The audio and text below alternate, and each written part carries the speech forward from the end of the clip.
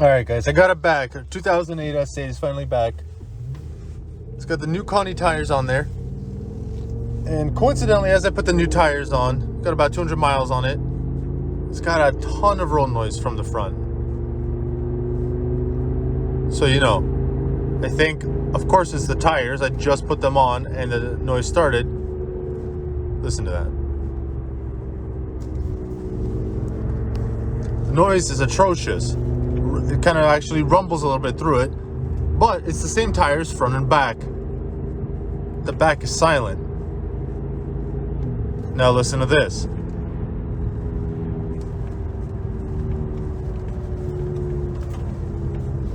Sounds like we got a front right wheel bearing going out. So put it in the shop and diagnose it, check it with a pry bar. So when you started, turning left to right, that is the telltale sign of a wheel bearing. It has the rumbling, and as you turn left, so the vehicle loads as you're turning left, the vehicle loads to the right, and that loads the wheel bearing, and that started rumbling a lot louder. So if you turn left and the right makes noise, if you turn left, then it's the right side making noise, and that is the right wheel bearing going out. If you turn right and the noise increases, that is the left wheel bearing going out, if it's making noise, of course. So to verify it's the wheel bearing, you feel just a tiny little bit of a click of an unloading when you lift the bottom of the tire up with a pry bar. You would have to use a dial indicator to even see it, but you feel it just a little bit. Let's get to it. Like I was saying, I feel it when lifting up the wheel a little bit. When you do this, can't feel nothing. When you put some force under it,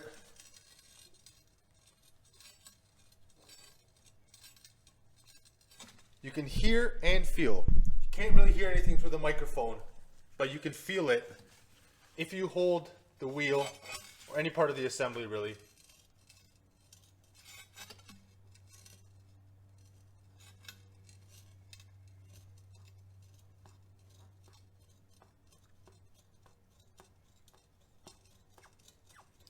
It's right there. So if I were to describe it, I was like 10 to 15 thou of kind of just like clicking kind of feel play. So we'll get it jacked up, taken off. I have to order the wheel bearing right now because I discovered it on Friday night. I'm going to pull this assembly off right now, and then when I get the wheel bearing, we'll get it back installed.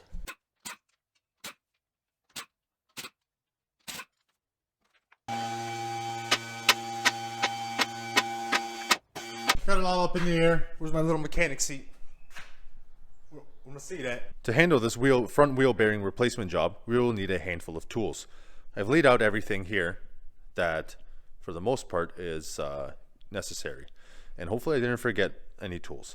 First, you need to remove the wheel, which is, on mine, I have a stud conversion. I use a 19mm socket. Typically, you will use a 17mm socket to remove the wheel bolts.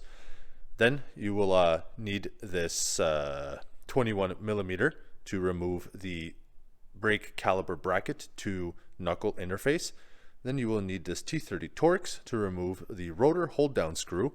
Also a little pry bar for small little intricate work, say removing the little electrical connectors. You will also need a 19mm hex, preferably impact rated. You also need a size 12 XZN, which is also a triple square, to remove the bearing assembly to knuckle interface. There's the 4 bolts that hold it down. Also, what comes in handy are these caliper hanger rods.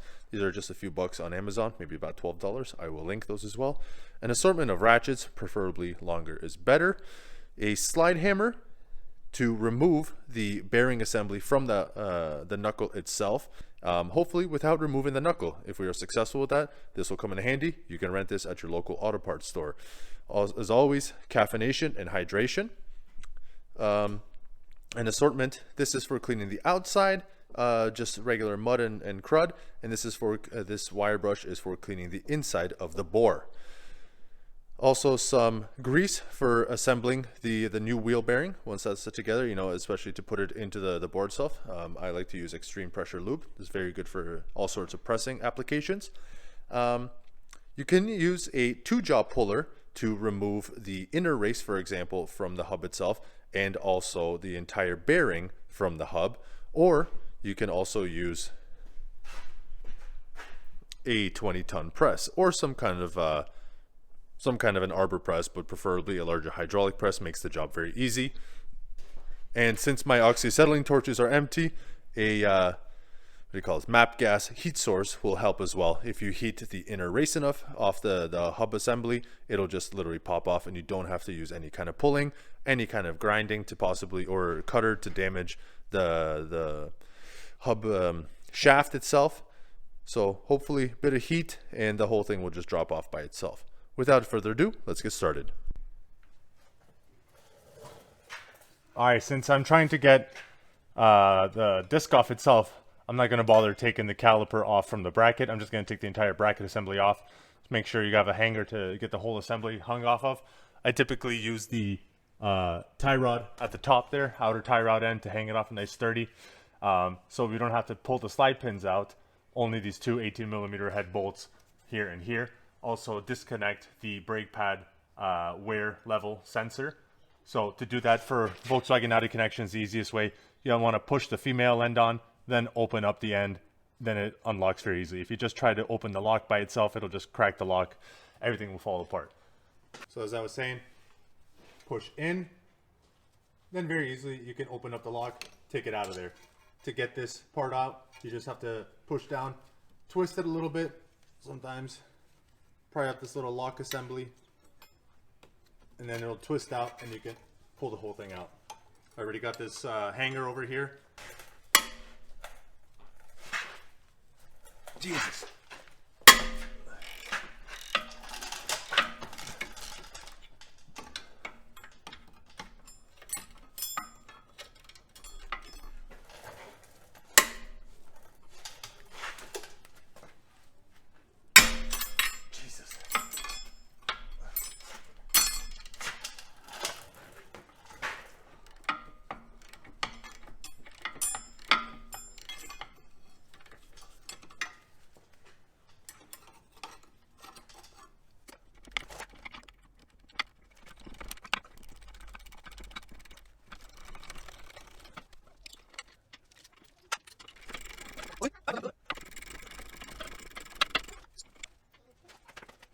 Just make sure the actual pads themselves don't fall out.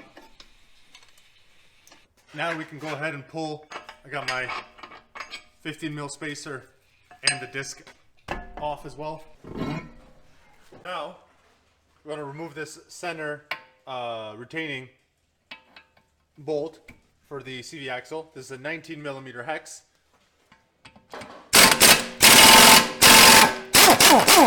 No problem with that. So use that a little to push the axle itself out. You're not going to get it all the way out,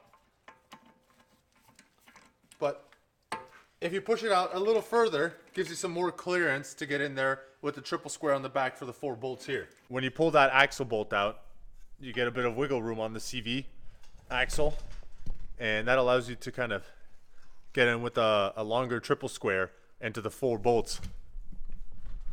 So you got here, you got these 2 down here, and you got the 4th one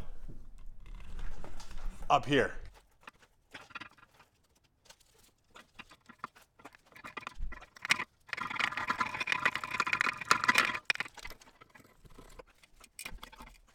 What I'm going to do now is clean up this interface a little bit between the hub flange and the knuckle. When you get this all out, you want to make sure to clean out the bore pretty well as well, to facilitate the entire assembly going back together smoothly again. And yeah, hopefully I don't damage anything here, because I don't want to be buying new studs or pulling these out. I red Loctited these in so they never come out. And let's get going. There's an engagement of 3 fasteners.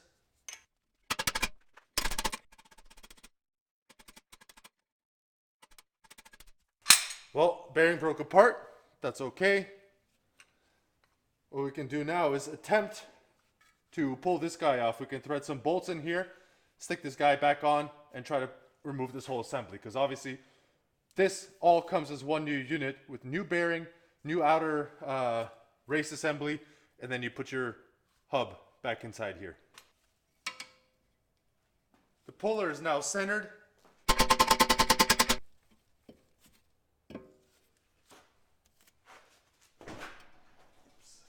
Wheel speed sensor. Make sure that all fits in nice and flush. You definitely don't want any kind of cockeyedness to this. So remember I was saying, now comes the tricky part. You want to heat this inner race up. If you get enough heat on it, this whole thing will actually just slide right off it. Now, I've never done this with a map torch, but like I said, my oxyacetylene torches are empty, so we'll give it a try.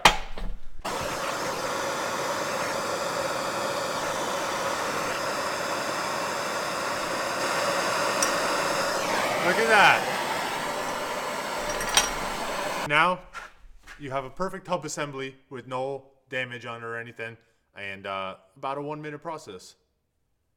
So, you know, you can get one of these map torches anywhere at an auto parts store for about 35, 40 bucks. So there you go. You don't even need oxyacetylene torches to do bearing races. And now we're ready for installation of a new bearing. And I'm not going to do that at the moment. I believe it comes with a new flange. I have to order it still. Going to be ordering it from FCP Euro as always. They have the best parts, the best warranty, and fantastic pricing as well. Next video, we'll show you how to install the bearing back on the hub assembly and put this whole thing back on the knuckle. Thanks for watching.